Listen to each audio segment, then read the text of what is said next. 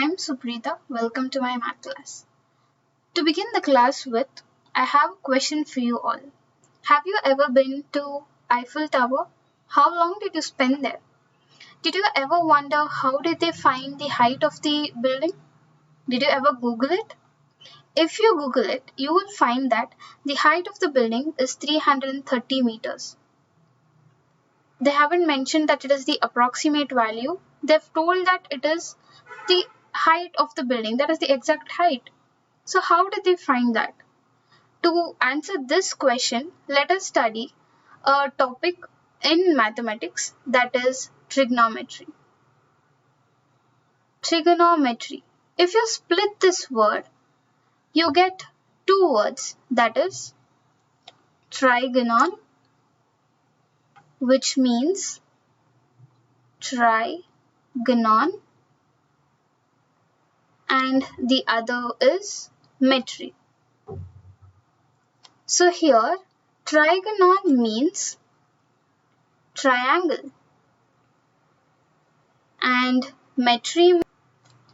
Okay, so basically trigonometry is used to find height of the building, and it has many more applications which we would be studying in the future classes.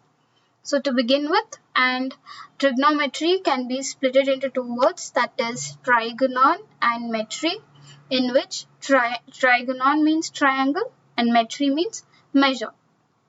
If we come to the standard definition of trigonometry, we can say that trigonometry is a branch of mathematics that deals with the relationship between sides and angles of a triangle.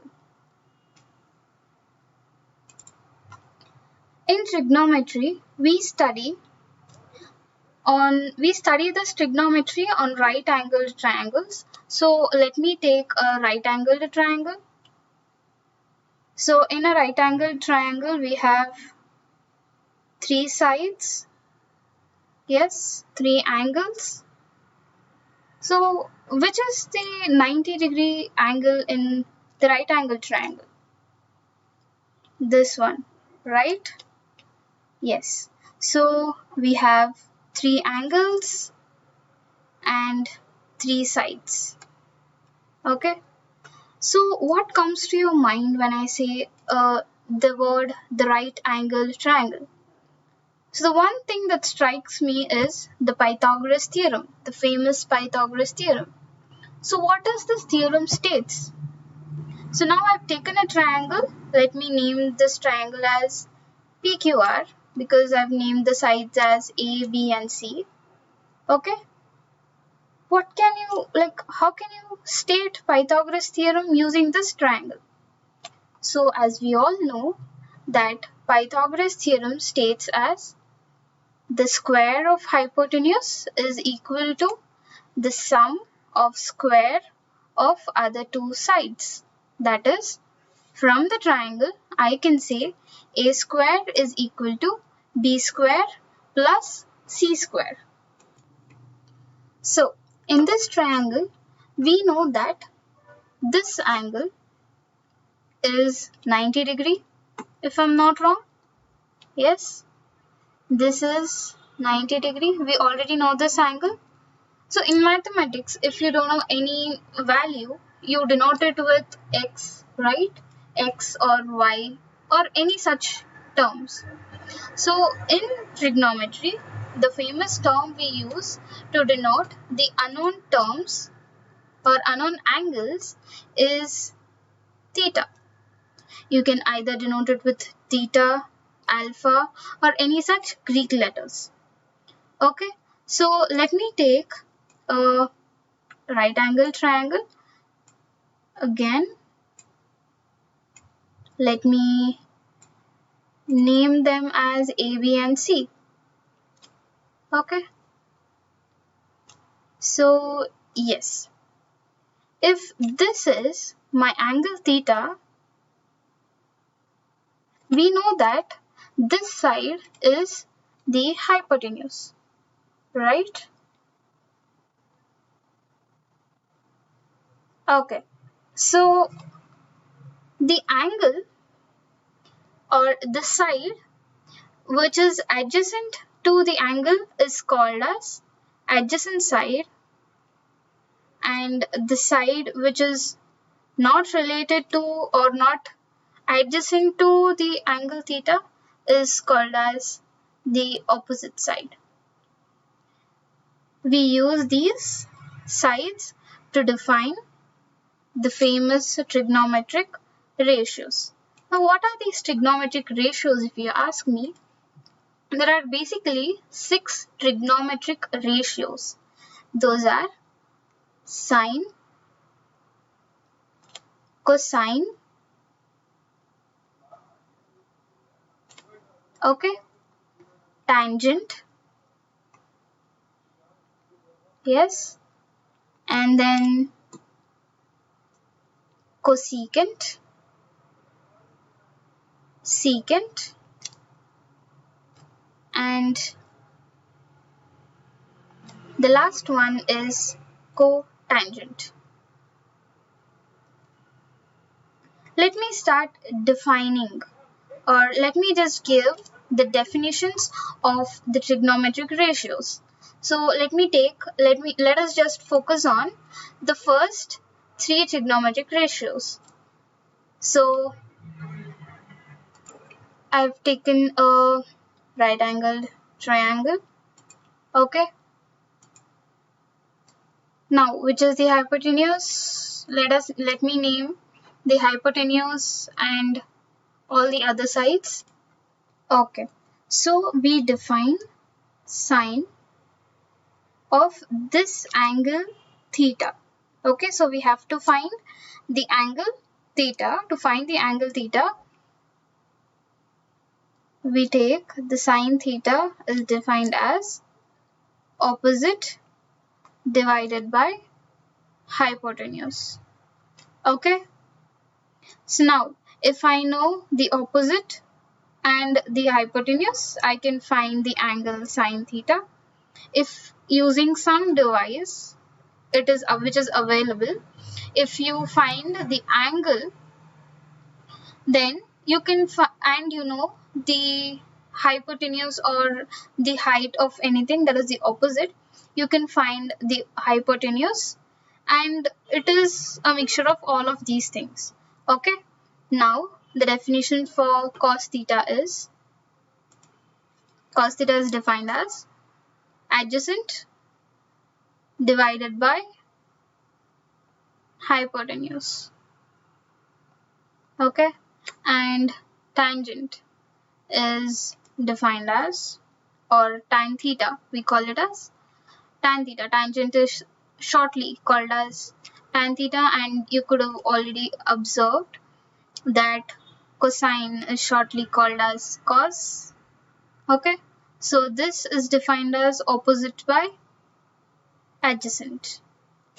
So there is one more definition or proof that we can do, which says that tan theta is equal to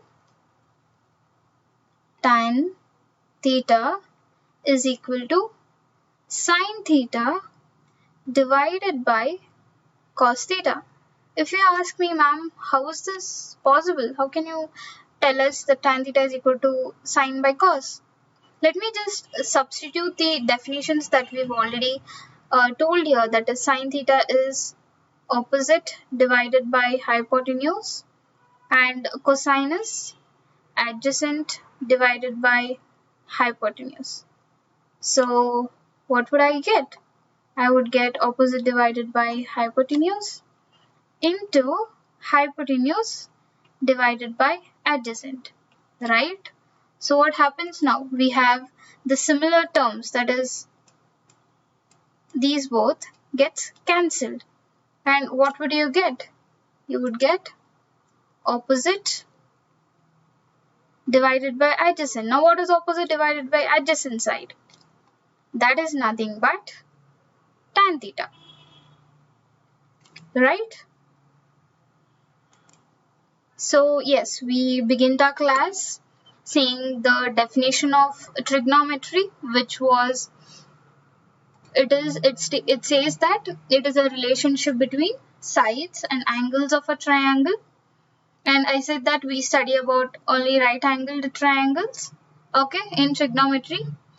And then we revised the famous Pythagoras theorem, okay, and we defined 3 trigonometric ratios, okay. Let us solve some problems now. Okay, they've given us the question that they've asked is, they've given sine A is equal to 5 divided by 13, and they're asking us to find tan A. Okay, so here, as I told you, A is the angle. Okay, it can be anything. I can even write it as sine alpha, cos B, or anything. It just denotes angle. Okay, so yes, they've given us that sine A is equal to 5 divided by 13. Now let me take, for a change, this angle. Okay, this is angle A. So if this is angle A, which would be the opposite side? Any guesses? Okay, so this is the hypotenuse. We already know that. So as I told you, the opposite side is this side that does not contain the unknown angle, that is AC. See, it does not have angle A. So this would be the opposite side, right? And as we know, AB is the hypotenuse, okay, and BC is the adjacent. So now, what is the definition of sine A? As I told you, sine A is defined as opposite divided by hypotenuse, right? So sine A is equal to opposite divided by hypotenuse. Okay, so from our given question, I can tell that opposite, the value of opposite side is 5, and the value of the hypotenuse is 13. Now I guess you can tell me why I revised Pythagoras theorem, right?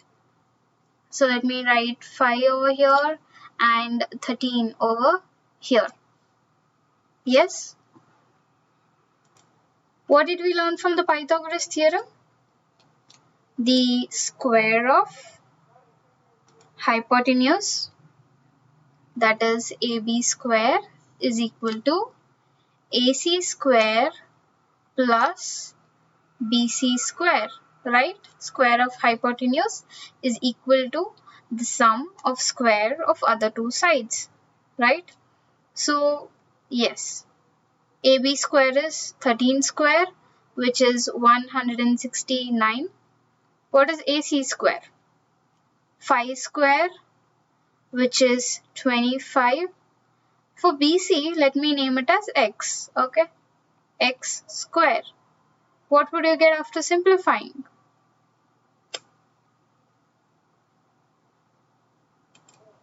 Yes, 169 minus 25 is 144, and square root of 144 is 12. So now our adjacent side is 12. What would tan A be? So as I defined, tan A is opposite divided by adjacent. So tan A would be opposite, that is 5 divided by 12. Okay, so moving on to our next question. For the next question, we have an equilateral triangle. So you can ask me that I told you that we use trigonometry only for right-angled triangles, right? How would we use trigonometry for an equilateral triangle now? I hope you know something about bisector, that is a line. Okay.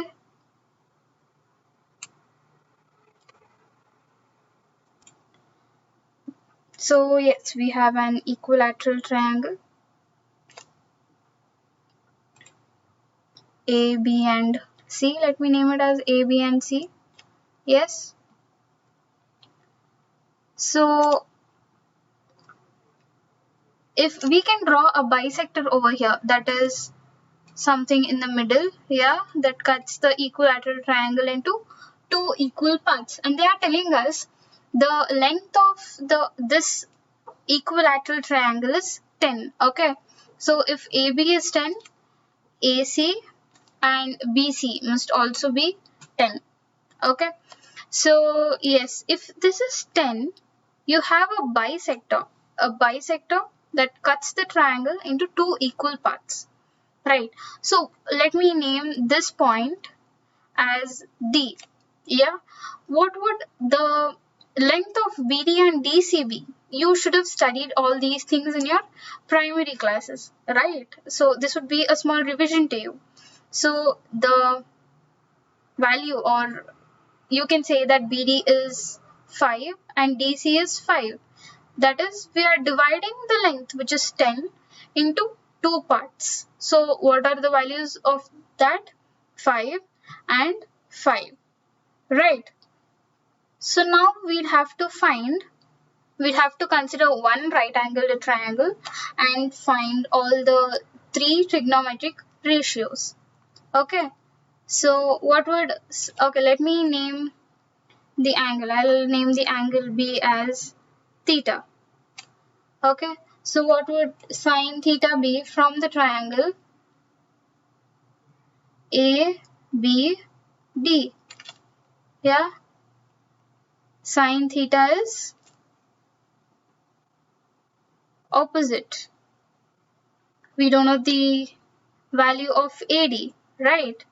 So to find the sine theta value, we'd have to calculate x. So x divided by hypotenuse we know, which is 10. Again, use Pythagoras theorem. What does Pythagoras theorem states? 10 square. Yes, 10 square, that is 100, is equal to x square plus 25. Yeah, so what is x? It is square root of 75. So the value of x, that is AD, is square root of 75. You can simplify it or keep the value as root of 75 itself. So what is the value of sine theta now? Square root of 75 divided by 10. Now can you find cos theta and tan theta? So if you feel that it is tough to remember this, sine theta is, in beginning you might feel it is tough. So there is a small abbreviation, that is so, ka and toa. Okay, that is SOHCAHTOA, which means S stands for sine. Okay, sine, and O stands for opposite, H stands for hypotenuse. So I think you can guess this is cos. Okay, this is adjacent, and hypotenuse, tan, opposite and adjacent. So the first letter indicates the trigonometric ratios and the other two indicates its ratio. Okay, so what would cos theta be over here? That is adjacent by hypotenuse, right? Which is the adjacent side to angle theta here? 5, if I'm not wrong. Yeah, 5 divided by hypotenuse 10, or you can even write it as half. Okay, so what is tan theta here? Tan theta is opposite, 75 divided by adjacent, that is 5. Yeah, you can even simplify this. So we've studied about the 3 trigonometric ratios or functions. I did mention the other 3, cosecant, secant and cotangent. So they are basically called the reciprocals of the first 3 trigonometric ratios. That is, cosecant is the reciprocal of sine. What do you mean by a reciprocal? Let me take a term A. Okay. What is the reciprocal of A? So you have to multiply some term that would give you the multiplicative inverse, that is multiplicative identity, that is 1, and you would have to find multiplicative inverse, that is 1 divided by A. Okay, so A and A gets cancelled and you get 1. You can also say that 1 divided by A is the reciprocal of A. So whatever you have, you're just changing the numerator and the denominator. You have A over here, or you can even tell this is A divided by 1. So the reciprocal of A divided by 1 is 1 divided by A. Okay. So what is the reciprocal of sine theta now? Hypotenuse divided by opposite, right? So we define cosecant as hypotenuse divided by opposite. Okay. Similarly, secant is the reciprocal of cosine and cotangent is the reciprocal of tangent. Okay, so you can make your own examples on the reciprocals and you can solve them. Okay, that is it for today. What did we do in this class? We studied about trigonometry, the definition of trigonometry. We revised Pythagoras theorem, because in a right angled triangle, if we know the 2 sides, we'll have to find the other side, right? So we revised Pythagoras theorem and we defined trigonometric ratios. Okay, that is it for today. Thank you.